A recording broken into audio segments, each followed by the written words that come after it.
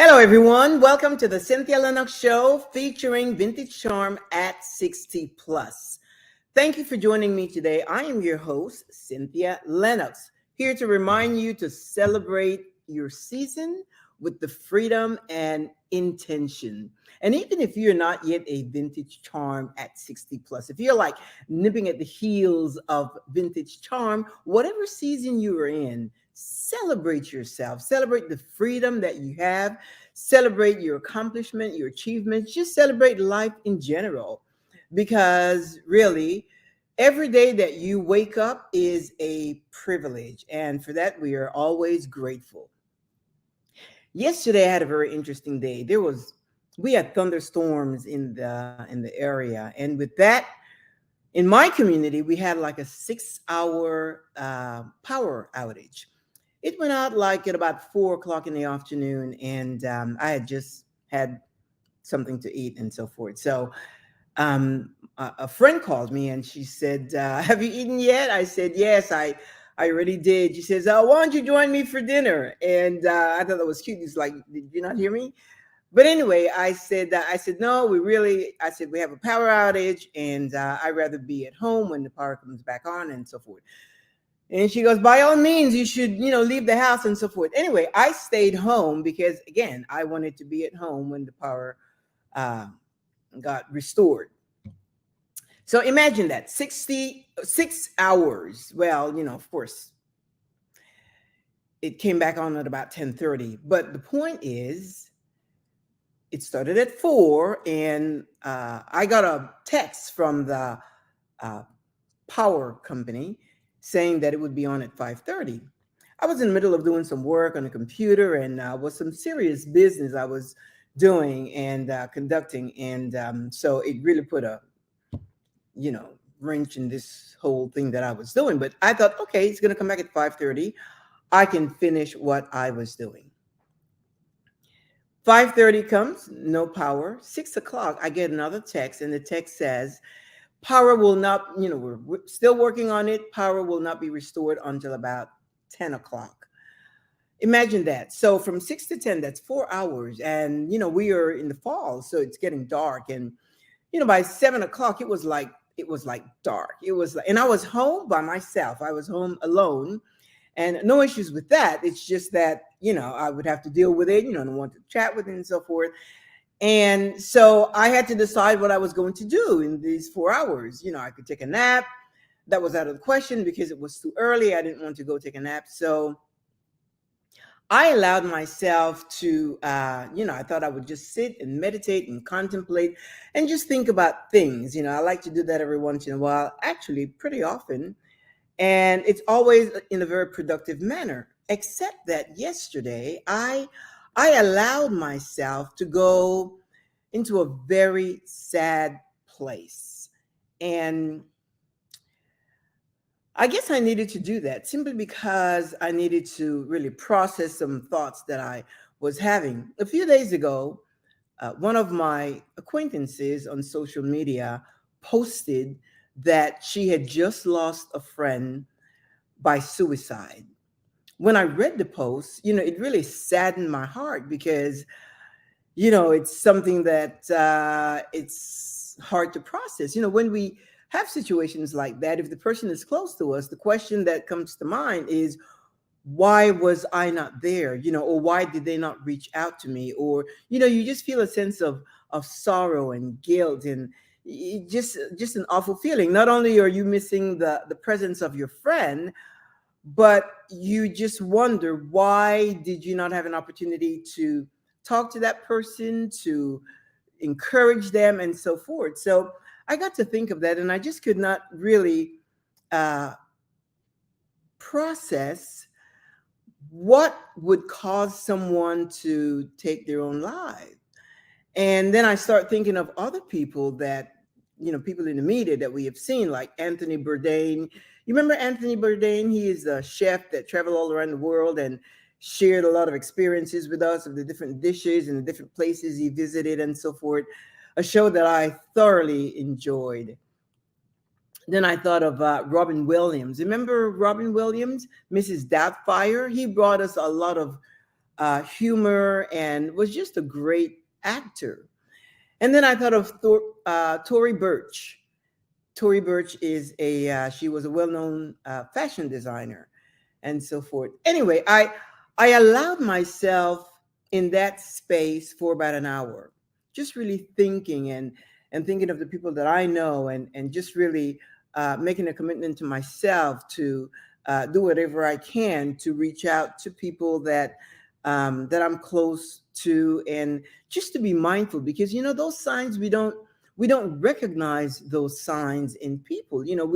We laugh and we smile and we appear to be have it together and have a good handle on the thoughts that we entertain, but then we find out the person is no longer with us, and by suicide. And you just wonder, like, how did I not see that coming?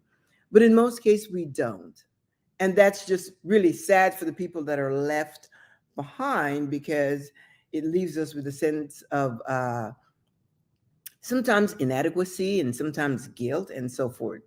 Judge ourselves and so forth. But the more I think about it, and the people that I talk to, sometimes when I coach, people share things with me that sometimes now I'm really paying a lot of attention.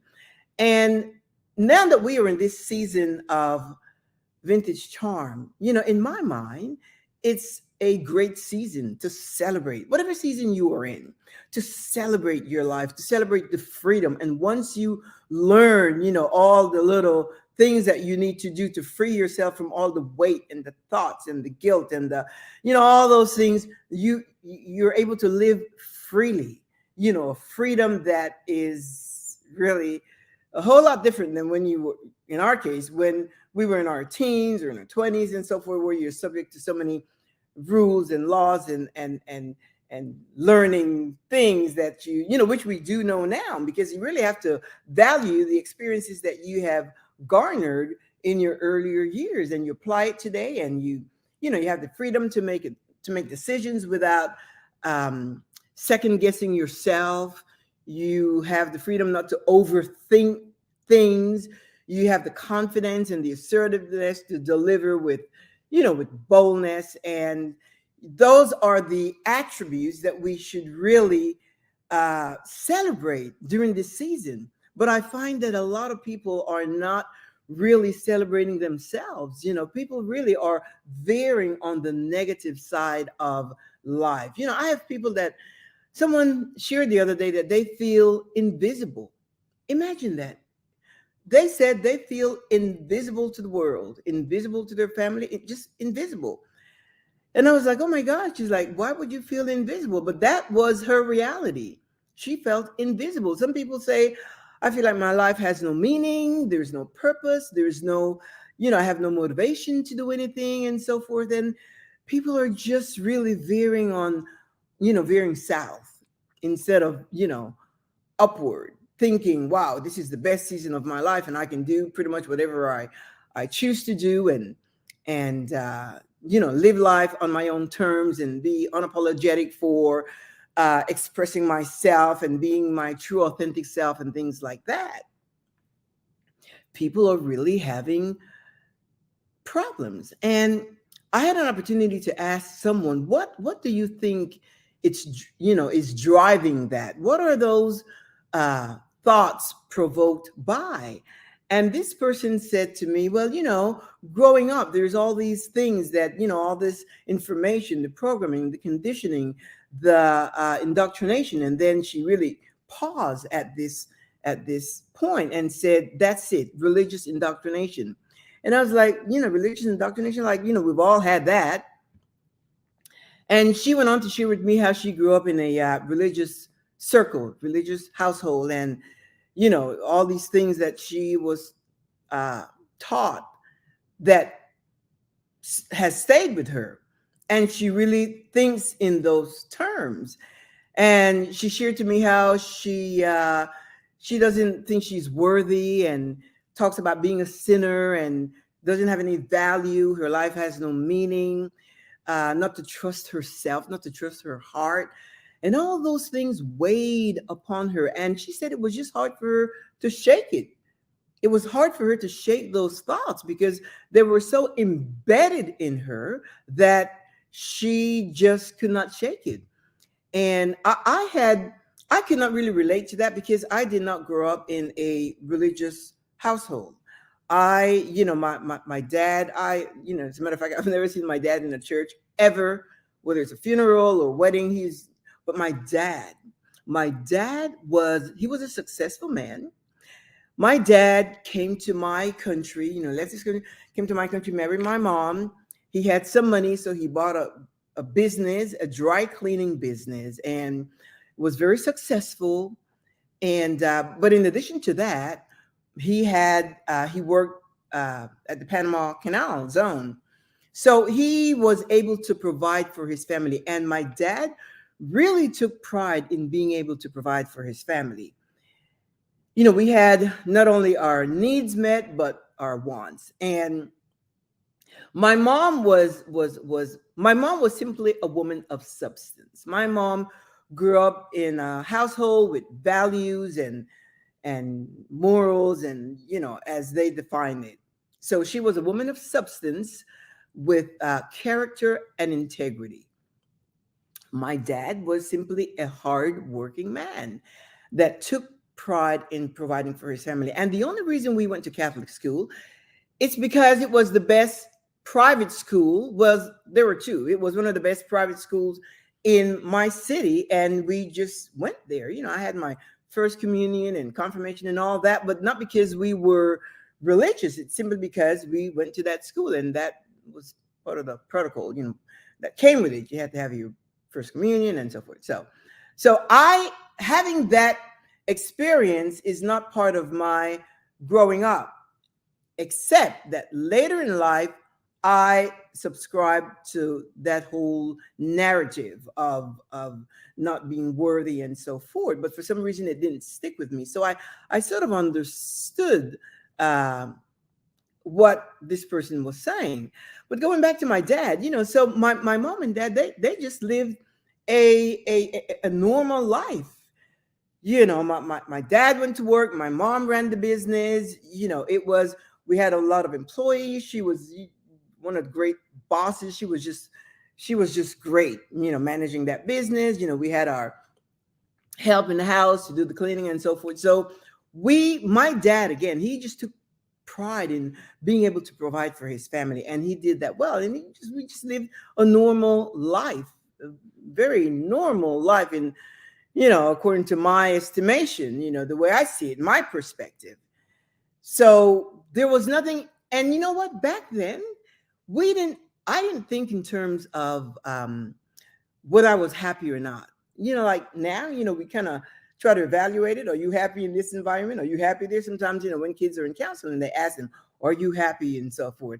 For me, for myself and my siblings, I have two sisters, and we were just happy by default. That's it. We were just happy. We had the things that we needed to live well. And my dad wasn't like an affectionate father, but he was, again, happy in being able to provide for his family abundantly.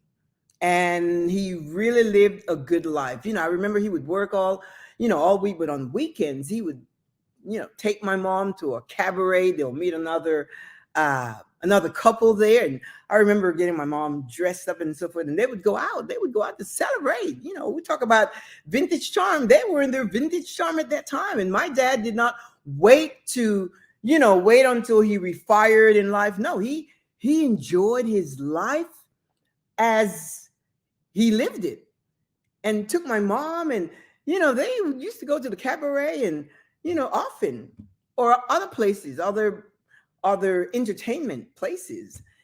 And back then, it cost a lot, but because he did so well, he was able to do that. So he was enjoying life during that stage. And now that I think back, I really admire him for that.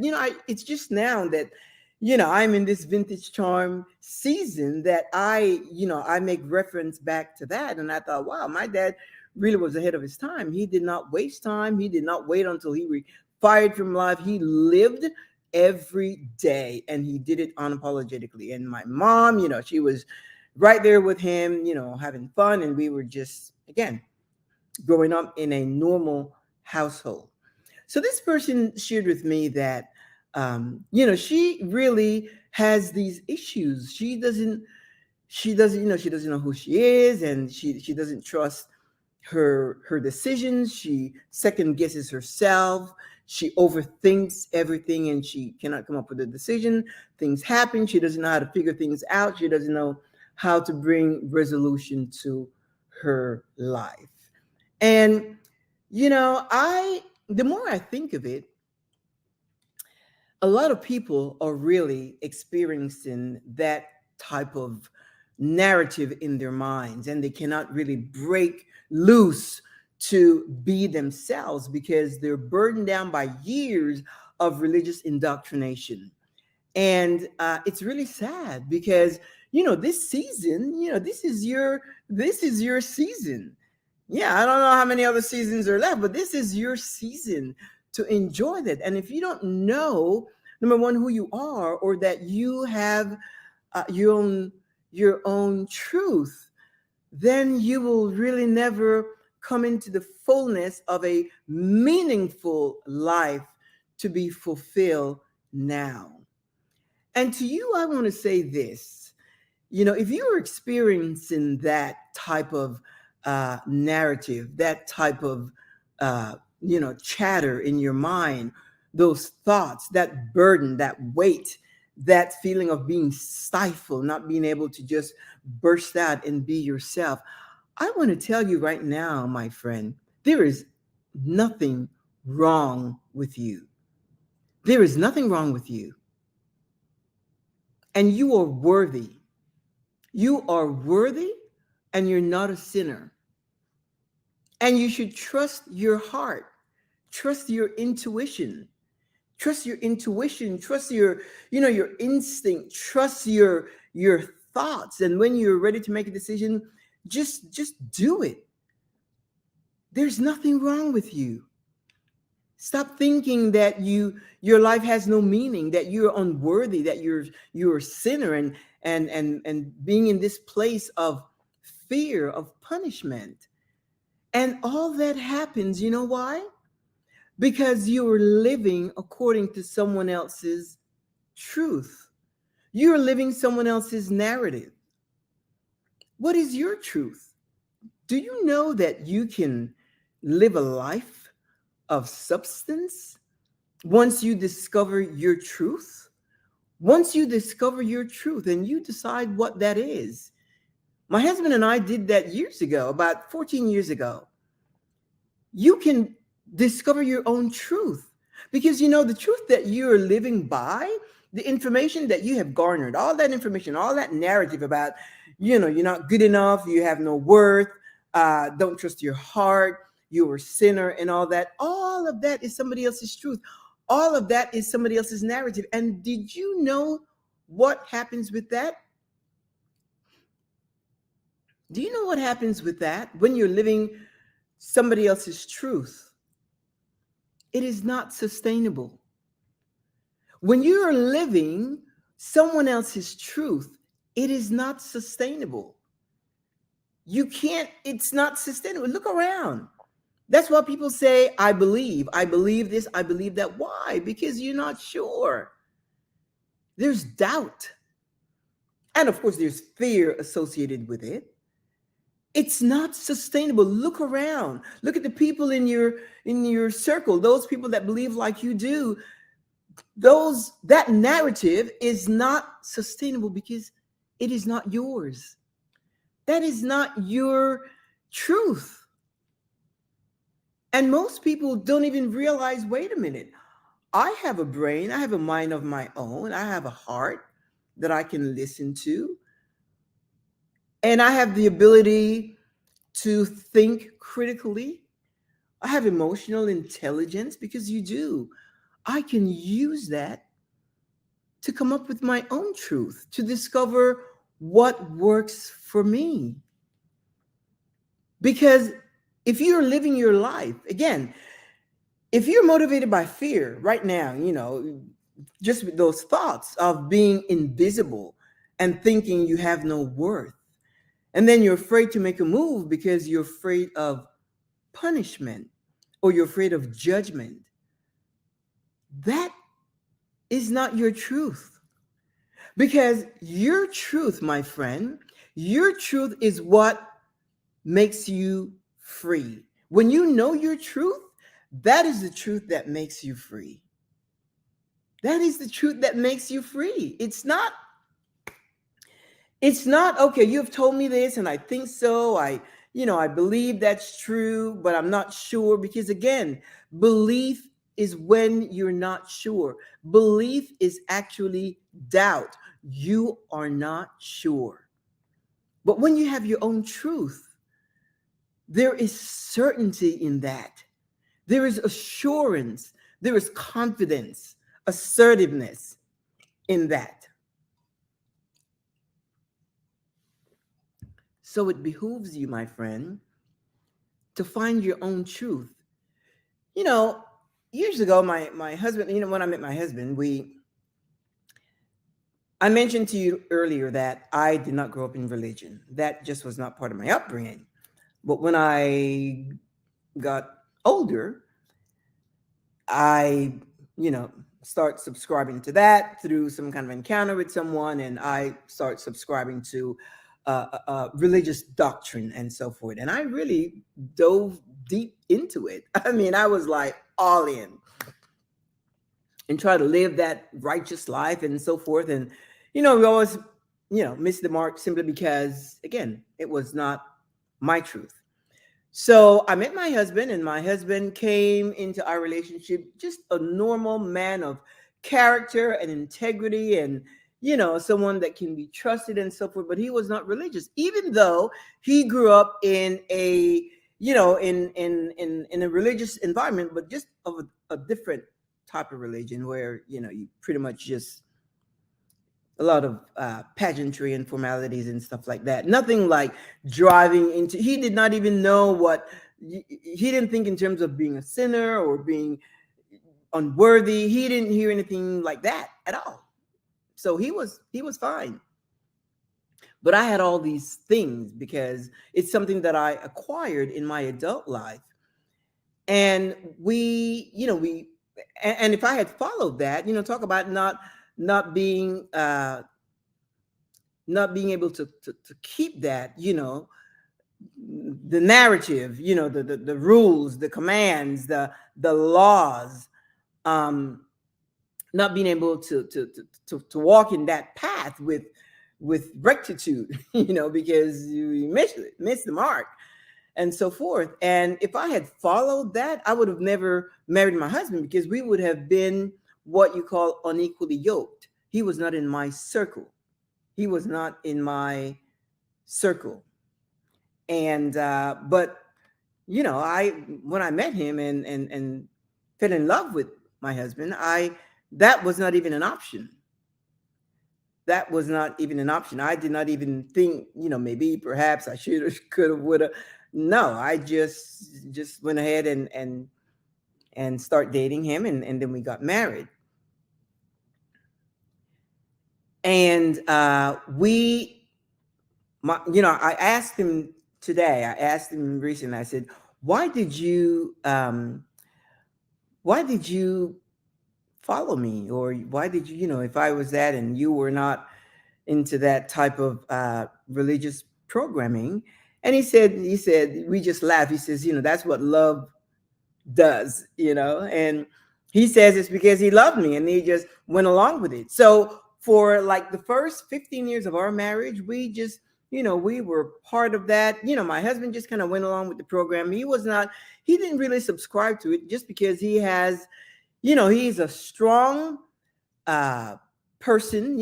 He has a mind of his own, and he cannot be influenced easily like that, in that regard, to subscribe to that doctrine. But he listened, and he thought it was nice, but he was not about to get like water baptized and things like that. The point is this: we spent about 15 years of our lives under that narrative. And after a while, my husband said, and during that time, I worked, he worked, and we had a good life. We traveled once a year, and that was nice, and so forth, and it was okay. But it came a point where my husband said, you know what, that's it. He said, I am done. He said, you know what, this is just not, we are not growing, we're not evolving. There's nothing, our lives is just flat, it's just stale, and I feel stifled. We have got to find a new way to live. He wanted to really live a life of vibrancy and, adventure, and really do stuff that would be bring joy and happiness, and just really something a little more excitable. And he said, you know what, we are done. We are done with that whole circle, and we're going to move on. And we did. We moved on. We left that uh, doctrine, that religious doctrine, and so forth. For me, it was a little more challenging because I was really into it. But I love my husband, and I yeah, I went along. I agreed. I didn't just go along. I agreed. And I am telling you, my friend, I talked in previous shows about experiencing a journal of self-discovery. Well, I'm telling you, I did that. Not only did I have a journey of self-discovery, but I discovered my truth. I discovered that when you live by your own truth, of course, that's where authenticity happens. You start being yourself. You start being yourself, and you're not really worried about what people say or what people think. And when you do that, it's like life just rushes to honor that. It's like life just waits for you to get that, and it rushes to honor your path. That has been my experience when I discovered my truth. And I shared before how we came up with what works for us. And our lives, we live by three principles: love, kindness, and compassion. That's it. We're not, we don't think in terms of reward or punishment or that you're a sinner. We don't think of none of that. And life is good. And this we made that decision like 14 years ago. We just we just decided to live life on our own terms, unapologetically. And since we have the freedom to think of things to do and to celebrate our lives. Every time we go out, we celebrate, just life in itself. And we think of travel. We love to travel. We have covered like 50 countries since then, been on like 25 cruises, and we just love that. And so we plan based on the things that we like to do. And now I want to encourage you to do the same when you discover your truth. Because if you are motivated by fear, if your fear of punishment or judgment and things of that nature, you are not living. That's someone else's narrative. That's their truth. You have taken that upon yourself, and you're trying to live walk a straight line, and try to live based on that doctrine in your mind, and being guided by that doctrine. That's not your truth.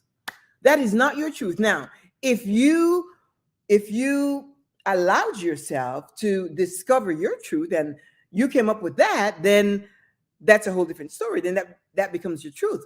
But then again, you will be celebrating your life. You would not be afraid or wondering or afraid of punishment or judgment or criticism or condemnation and guilt and all of that, afraid to do this. When we travel and we meet other people of different cultures and different nationalities, different societies and stuff, we're not afraid to break bread with them. and sit and chat and learn about their culture and not feel any kind of way. And even some of our friends, we have friends of different uh, cultural and social background, and we don't limit ourselves. Why? Because we're not afraid.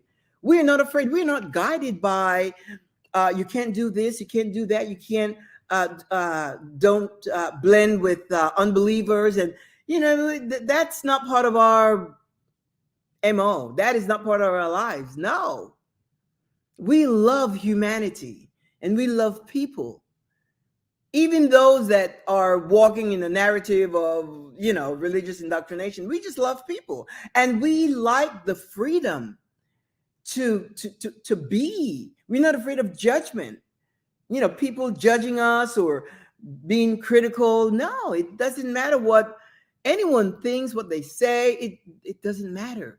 Why? Because you're walking in your true, authentic self. I'm here to tell you, to remind you, my friend, there is nothing wrong with you. There is absolutely nothing wrong with you. There is nothing wrong with you. You just need to discover your truth. And when you discover your truth, you will see life will take on a whole new meaning. Life will just rush to honor your true, authentic self. After I spent time last night with that whole sad episode, I spent about an hour in that whole situation. And then I, listened to a podcast and so forth and did some word game. I just try to keep myself busy during that time that I was at home in the dark and so forth. And I was listening to a podcast. Now listen to this. And this is a celebrity. And this person has been married twice, divorced twice. She's now single. And she was sharing the same thing. It's interesting how, I learned about this person that committed suicide, and then this other person about feeling lost, uh, invisible, irrelevant to society at this point. And then I came across this podcast, and she was talking about her upbringing, and she was talking about, well, it really wasn't sex, but sex was part of it. She said when she grew up in the church, and it was like pounded into her that premarital sex was a sin and she would be going to hell, and she was just consumed with fear. And by the time she was a young adult and so forth, she said her hormones were kicking up, and she just really wanted to have sex. There's a podcast, it's out there. And she said when she met this guy, she said, I didn't love him. I was not in love with him. I didn't even like him. He was okay and so forth. And I guess he asked her to marry him, and she got married. She says, I didn't marry because I was in love. She said, I got married because I wanted to have sex. Because she understood that premarital sex, that was the narrative that was the morality that she got from, growing up in that kind of environment. So she, in her mind, she would not even dare to have premarital sex. And as far as I'm concerned now, see, I used to think that way before. There's no such thing as premarital sex. That just take that out of, there's no such thing as premarital sex. What if the person doesn't get married? What if the person doesn't get married? We have to honor our bodies. And, sex is like the greatest emotional and pleasurable sensation of the human physiology. It's just, we are created that way, and we are created to be expressive. And, being an adult, you make the decisions for yourself. That's what when I counsel, when I coach people, that's what I tell them. That is a private matter, that you make that decision. So this person, she said, yeah, I just got married because I wanted to have sex. And she got married, and the marriage did not work out. And, she got married again a few years later, and Then she got divorced. And she said today, that narrative is not even mine. She says, I don't even think in those terms at all. She said, I make decisions for myself, and that's it. It's a private matter, it's a private issue. And I agree with her 100%. But imagine that. Imagine that she was all, all really flustered and to get married just to have sex. I mean, that is, but that was a true story. I didn't, I haven't heard it from her. And I thought, imagine that. Imagine that. Her being an adult. It's not like she was, and this whole thing about morality is all relative. My morality may be different from yours. Our morality here in America is different from people of other nations, perhaps in the East and so forth. For them, it may be okay to marry a 15-year-old child, person, girl. For us, it's illegal, except for a few states. There's some states that allow that. But overall, it's not something that's legal in most states here in the West, in the US. So it's all, my thing as far as morality, I'm going to treat you with kindness. I'm going to extend love, and I'm going to live life on my own terms. Absolutely. Yes. Without fear of judgment or fear of criticism or what would people say, what would be, no. And it's interesting because when you determine that, when you discover your own truth, it's, so my husband and I, we've been married for 32 wonderful years, and that is the truth. All our friends, they see us together and they know that it's, I love him, he loves me, and so forth. Do you know that my thought process is simply to do him well all the time. There is no struggle for me to be faithful to my husband. I don't even think in terms of being faithful because I love my husband. That is my truth. That is my narrative.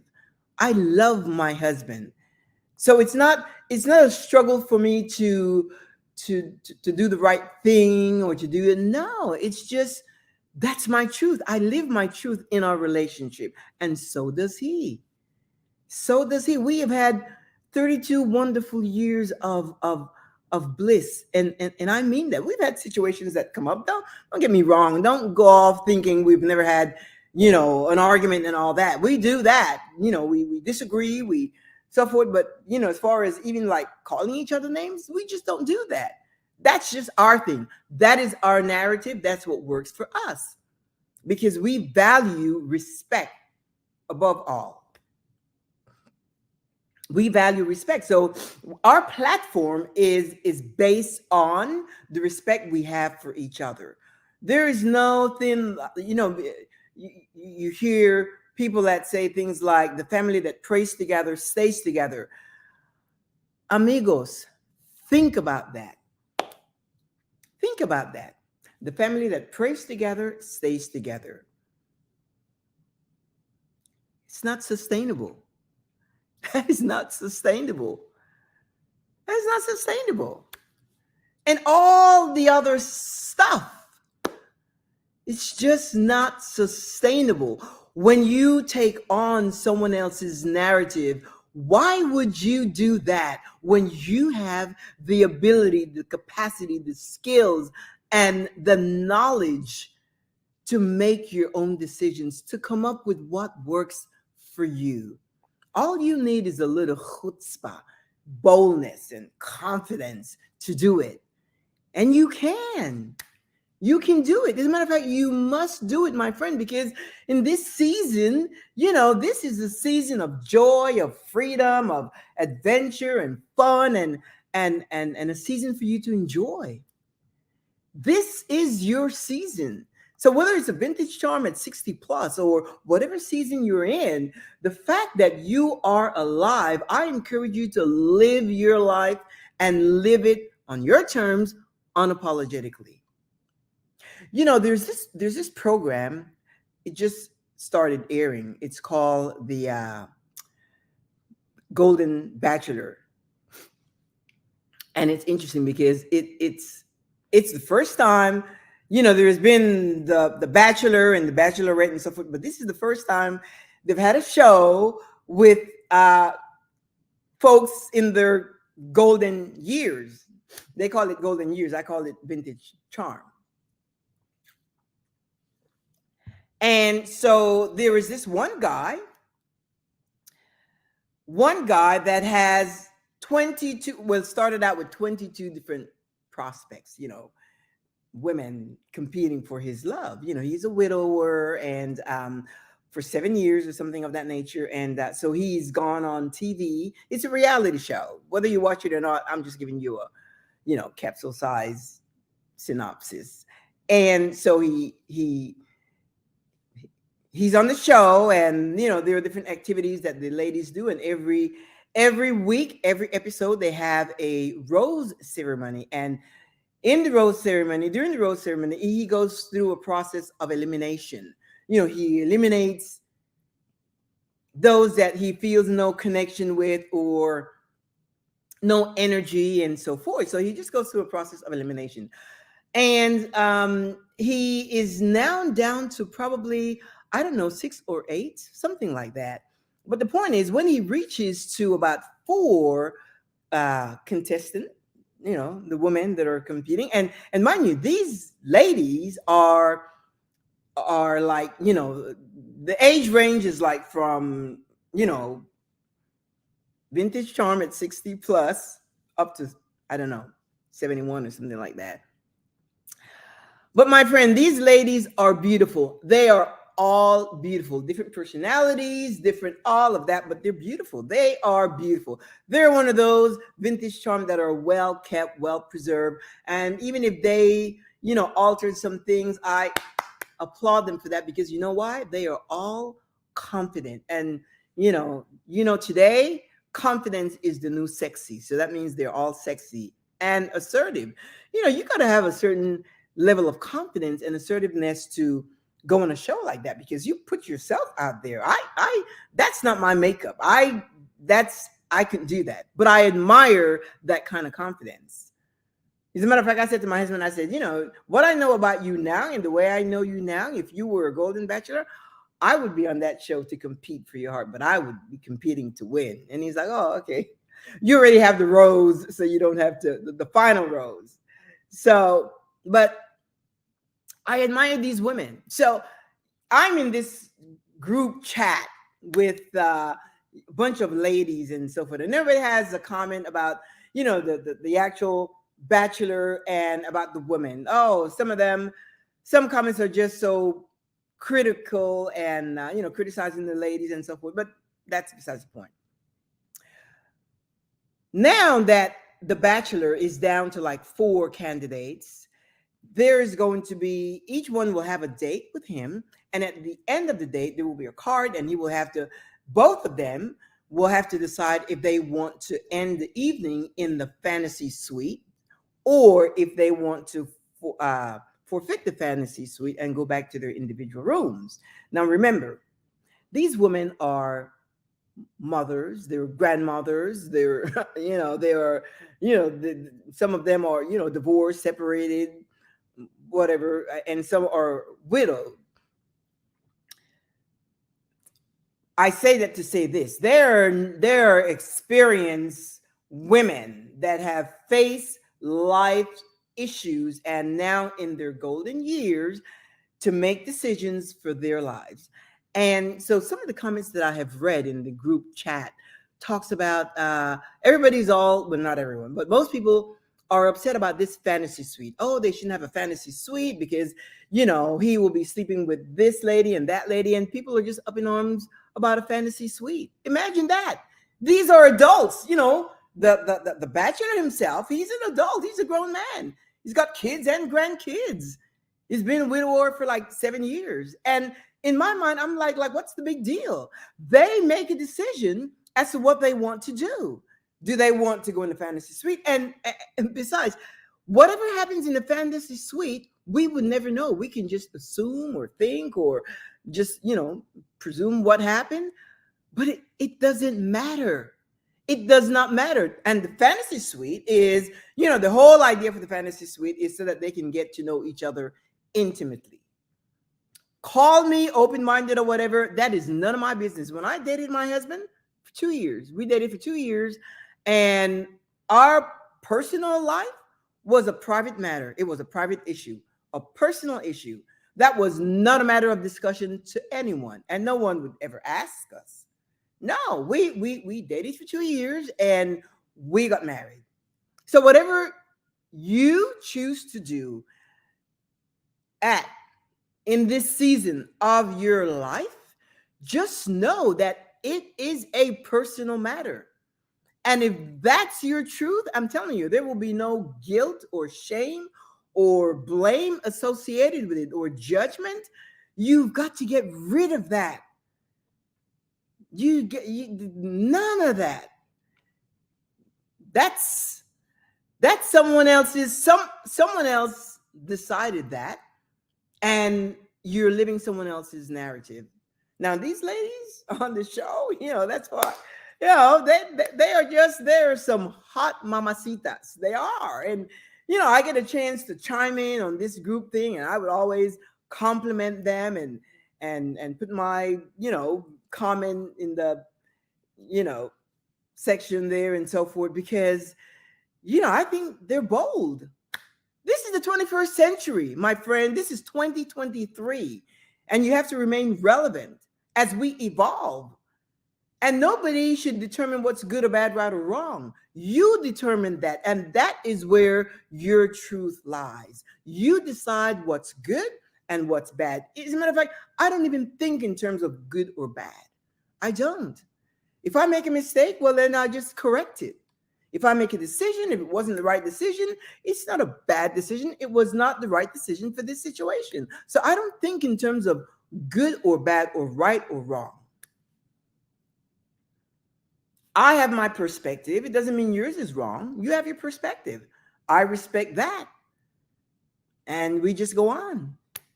That is just the way it is.